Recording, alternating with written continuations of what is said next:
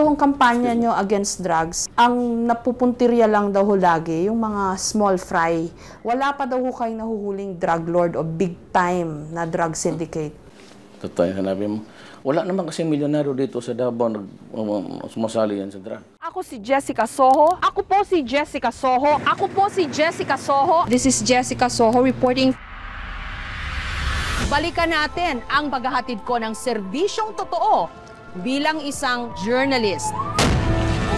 Hingi ata ako, Mama. March 1989 nang una naming tangkaing marating ang Isla ng Pag-asa.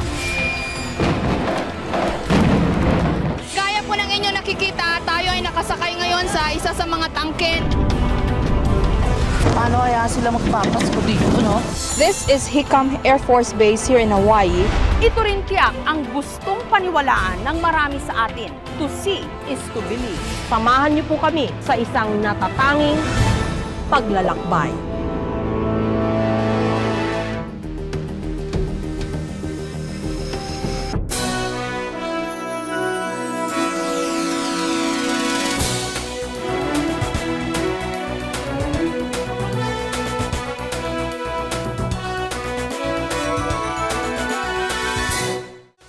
Maynila, merong Mayor Alfredo Lindate. Ang Davao City hanggang ngayon may Dirty Harry, Rodi sa kanyang mga kaibigan, Berdugo sa kanyang mga kaaway. Republic of Davao ang bansag ni Mayor Rodrigo Duterte sa kanyang lungsod. Dito, siya ang bida. Ang kanyang salita, ang batas. Bawal manigarilyo, bawal magpaputok kahit pa bagong taon, bawal magkalat. Wala, alam na ba di ay? Gatos. Kung siya ang masusunod, lilipulin niya lahat ng kriminal. Walang dudang siya'y kinatatakutan, bagamat tila marami rin ang sa kanya'y nagmamahal.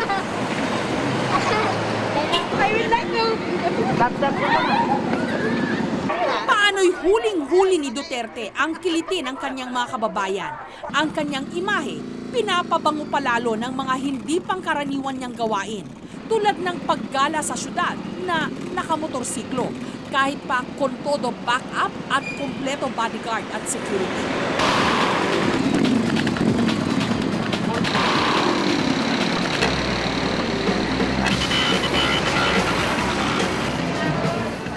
Isa sa mga paboritong tambayan ni Duterte, ang bilihan ng mani sa Bolton Street. Ay, liguway sa mani, sir? Dito ako pala. Kliyente ko ito nung abogado pa ako, araw-araw dito. Strikto si Duterte pagdating sa kalinisan. Pero siya naman itong panay ang kalat. Mahilig ako magbalat, tapos magkalat. Pagki saan? Eh, di ba bawal? Bawal magkalat dito sa Ay, balisan nila pagkatapos. Ha? Balato mo lang sa mayor ng Davao, no? Kung timbagan. Ay, ilala po mo walis nila. Hindi tulad ng karaniwang opisyal ng gobyerno na formal kung kumilos sa publiko, natural si Duterte. Kahit nga pagkain ang paborito niyang prutas, hindi siya nahihiyang ipakita. It's the fruit of understanding. You let it go in the system, they say, the under will always stand. Huwag kayo magdroga, ayaw pagdroga. Pero marahil ngay ito ang ginusto ng kanyang mga taga-suporta. Pilyo, medyo barumbado, karakter. Had already some misgivings about how Mindanao was set up. Suportado na mga negosyante si Duterte. Nalinis niya raw kasi ang Davao, napatahimik. The confidence of the businessman goes with him. Mayor Duterte has a strong leadership. So he was able to discipline the bad elements. Abogado na... Pero kung ang ilang mga NGOs ang tatanungin, diktador si Duterte. Wala siyang respeto sa karapatang pantao. Ito yung crime fighting elements natin ay nawawala sa proseso dahil may isang grupo na organized group, no, na sa tingin namin ay financed, backed up by a powerful person or a powerful group na kung saan shortcut yung justice system natin. Sa huling bilang ng case o ng Coalition Against Summary Executions, isang NGO sa Davao, 228 na ang napatay ng Davao Death Squad, ang grupo ng mga vigilante na di umano'y konektado kay Duterte. Noong Enero, pinalabas ang video na ito sa TV, isang teenager na nabaril ng pulis, suspect sa isang krimen. Kitang-kitang walang ginawa ang pulis habang nalagutan ito ng hininga. Pero that person na naghihingalo, bakit hindi nga daw tinakbo? Kaya nga, I don't know, but you have to ask the police for that. But my order really is lahat ng itong life-threatening situation, it must be handled by 911. Tindera ng gulay si Aling Clarita. 3 sa 8 niyang anak ang di manoy napatay ng death squad. Si Richard, 18 years old, inakusahan ng rape. Si Christopher, 16 years old, tumakas sa drug rehab. At si Bobby, 14 years old, di manoy snatcher ng cellphone. Mayroon naman tayong due process of law. Bakit hindi natin idaan sa ganyan? Yung ginawa nila, sinasabi nila nga, ang pinatay nila, kriminal. Yung ginawa nila, krimen din eh. Pulis pa raw mismo ang nagbanta kay Aling Clarita na iisa-isahin ang kanyang mga anak. Mismo yung pulis na officer nila dyan sa San Pedro, siya mismo nagsabi sa akin na lahat daw ng mga anak ko, Alia brother, nasa kanyang lista. Hanggang ngayon, walang nakakasuhan sa pagkamatay ng 3 niyang anak. Walang gustong tumestigo. Lahat daw natatakot. Yung mga nakakita, hindi na lang magsasalita, baka silang balikan. So nagkakaroon ng environment of fear or atmosphere of fear. 18 anyos lang si Junjun nung siya'y tinadtad ng bala sa labas lang ng kanilang tahanan. Saksi raw kasi siya sa pagpatay di mano ng death squad sa isang gang leader. Parang hayop o pusa o aso ang mamatay, masaktan nga tayo, ianak pa kaya? Hindi man siya Diyos na parang kumitil pa ng buhay. Mariing kinundena ng grupong Kabataan Consortium ang mga pagpatay ng Davao Death Squad. Ninanakaw raw nila ang pagkakataong magbago pa sana ang mga napapariwarang bata. Naniniwala kami sa pagbabago. Tsaka pangalawa, I think nobody has the right to take the life of another person. Yun lang ang punto namin na kung pinapahintulutan man yan ng batas, let the law take its own course. Ano? Diretsahan kong tinanong si Mayor Duterte tungkol sa mga patayang ibinibintang sa kanya o sa kanyang administrasyon kung hindi man sa Davao Death Squad. Nakuto yata kayo madalas noon in the past na pagka mga kriminal dapat mamatay or something to that effect. I am in the midst of a chaotic and there's turmoil in the island of Mindanao. I cannot be soft. If you commit a crime, if you're into drugs, if you're into the kidnapping business, and we happen to meet in one corner, then just be ready because I'll just have to kill you. But that is always predicated. May predicate yan eh. Where do you draw the line exactly between kung ano po yung mga killing na sa tingin nyo justified at yung killings na sinasabi nyo wala kayong kinalaman? Well, you have to go back to the law. The law says that if you're a criminal committing a very serious crime and you put up a violent resistance and you place the life and limbs of the law authorities in danger, ganun. Papatayin ka talaga. Otherwise, sabi nga, kung hindi ikaw, ako. Kapag magulo ang isang bayan, kailangan daw ng kamay na bakal. Yun nga lang, malimit masagasaan ang karapatang pantao. May programa si Duterte sa radyo at sa local TV station sa Davao kung saan pinapangalanan daw niya ang mga drug pushers at users. Yun nga lang, madalas daw nakasunod nito ang pagpatay sa mga taong pinangalanan niya.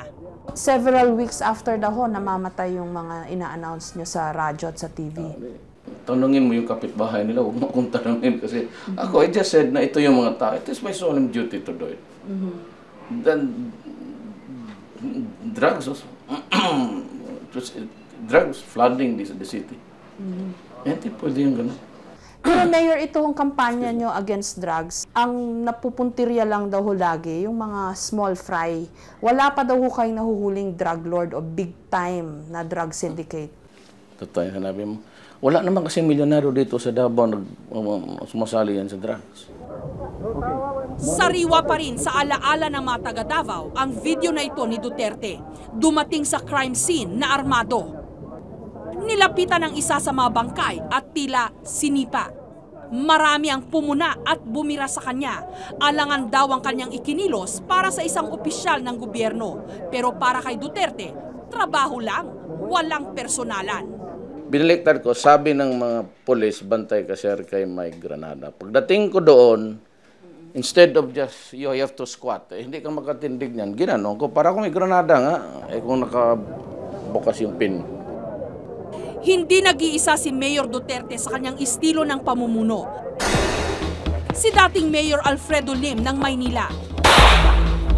Si Bobby Ortega o Bungo ng Baguio City.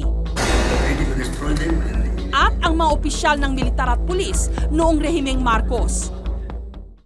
Hanggang ngayon, palaisipan kung anong klase ng lider ang kailangan nating mga Pilipino. May mga nagsasabi kasing hindi raw uubra ang sobrang demokrasya.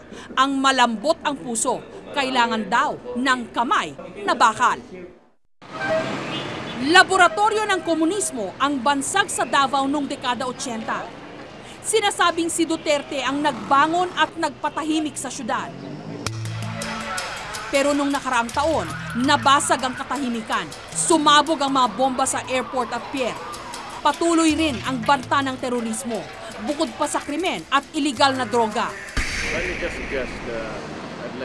Ayon kay Duterte, dapat daw maintindihan ng mga hindi taga Davao tulad ko ang patakaran dito.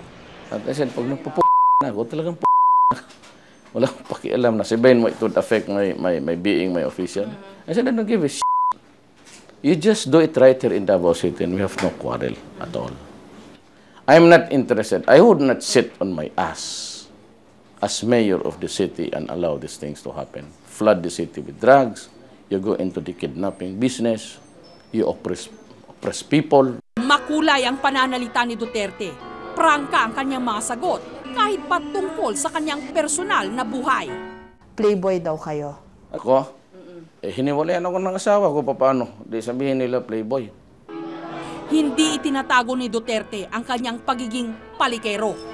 4 daw ang girlfriend nyo? Istorya lang man yan. Istorya lang? 2 na lang man naiwan ngayon. Okay lang sa kanila na 2 ang silang pinagsasabay? Hindi, isa lang. Isa lang. Actually, isa lang. Yung wala dito na sa States. Pero bakit ang dami hong kwento sa inyo? Ayun ko yan sila, chismoso. Totoo nga yata ang paniniwalang may mga taong sadyang tulad ni Duterte. Magnet sa mga kontrobersya at iskandalo. Laging nasa gitna ng gulo, lalo pa ngayong panahon ng politika.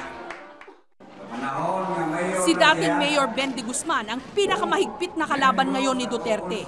Dati silang magkakampi, ngayon mortal na magkaaway. Umabot na sa personalan ang kanilang laban. What I heard is that Ben Tumbling in Manila is already dead. And since he refers to me as Ben Tumbling, he said that the next one to die will be Ben Tumbling. Now, if there is anyone who would kill me, I think he will be the one who's going to kill me. Yung Ben Tumbling daw ng Davao, natawag nyo kay De Guzman, sabi nyo raw, malapit na ring matumba. Yes. Exactly what did you mean? Politically? It would do is to do it for what? But I said the career of Ben Tumbling has ended. I really don't know what kind of peace and order program he has. If there are people getting killed every now and then, is that the brand of peace and order that we have in our country today? When I said I don't give a shit. You like me? Good. Not mabuti. I have a duty to perform, and there are things which I have to do because nobody is going to do it for the city.